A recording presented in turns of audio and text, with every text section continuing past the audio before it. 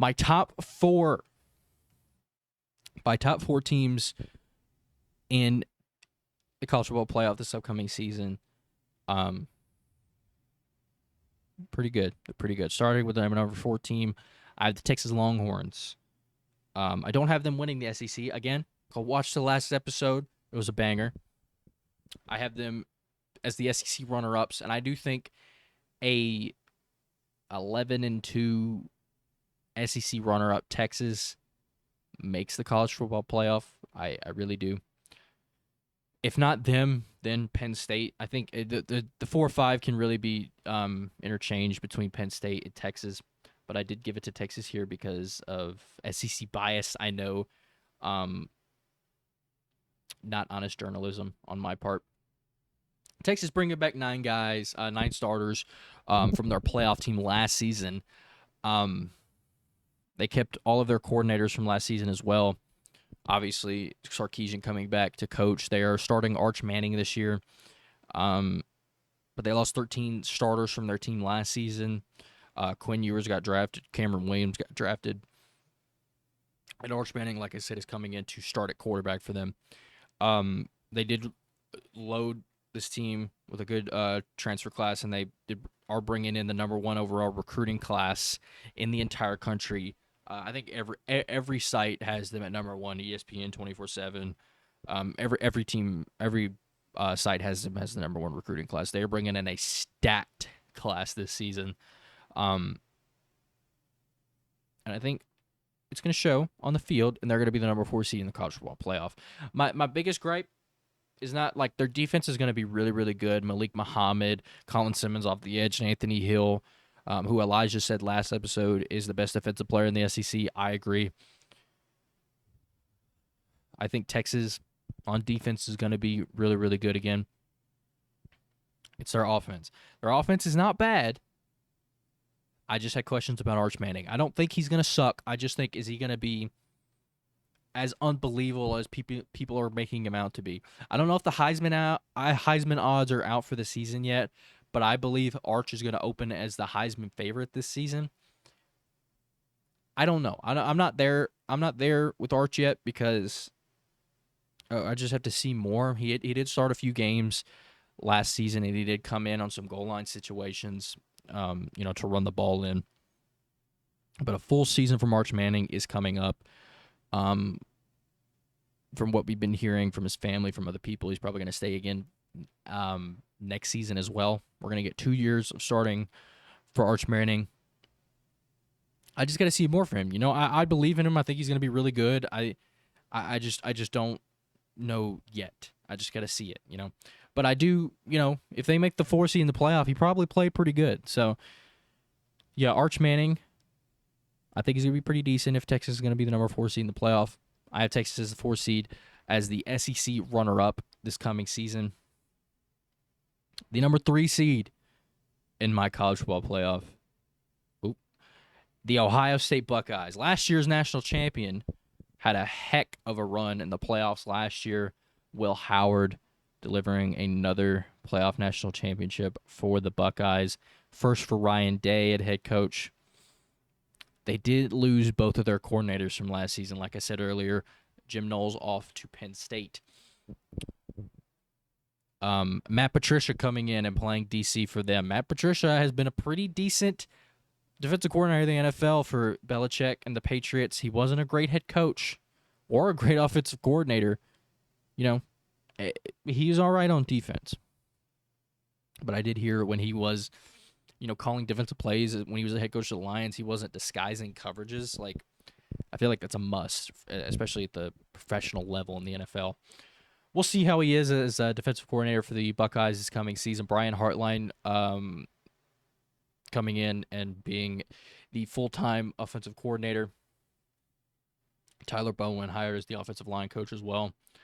A huge blow losing Jim Knowles. Their defense was the main reason why they won the national championship last season. But their quarterback room also. If a team has a question in this playoff, most of the teams here have questions at quarterback, outside of Boise, Illinois, kind of Oregon, and especially Arizona, and then like Texas as well. I'll say Texas too. Ohio State has the least experienced quarterback room in Ryan Day's tenure as head coach. Julian Sayin looked like he's going to start a quarterback this season. Hasn't played. Hasn't started yet. But like we've seen from Ryan Day, guys coming in and they just come in and deliver. CJ Stroud being the best example of that. Freshman CJ Stroud was really, really good. So we'll see from Julian Sayin. He was a top recruit in California, I think, committed to Ohio State. But they did bring back, like I said, they brought back 9 starters from last season's Ohio national championship winning team. Jeremiah Smith being the best one, Caleb Downs, tight end Max Clare. Really, really good squad. Carnell Tate as well. Ohio State's looking good this season. I think they are going to win the Big Ten. I have them as the 3 seed, the 3rd best conference champion in the field, my field, this upcoming season.